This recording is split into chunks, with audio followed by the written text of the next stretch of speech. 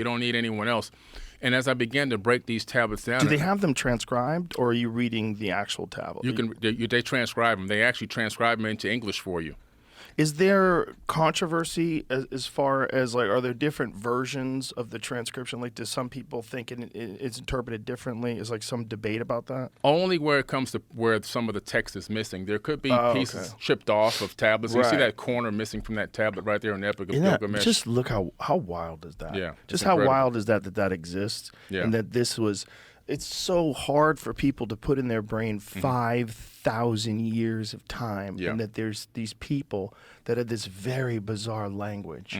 Like, Yeah. when you look at that language, we don't even know what it sounds like, right? Right. No, and the language popped up out of nowhere. You know, you're talking about a civilization that complicated appeared it out of looks. nothing. It looks like computer code, It does. doesn't it? Yes, it does. Just imagine, like, a human being deciding that they were going to write down in these very bizarre, and they all agreed that all these things mean a certain thing. So they had to somehow or another have a Rosetta Stone or something where they're documenting it so that Yeah. people can learn it and teach it.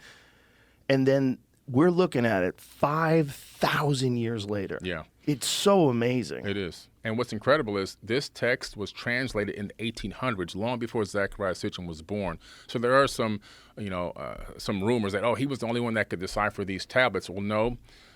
George Smith, who worked as an Assyriologist and wrote many books and deciphered these Sumerian tablets in the 1800s.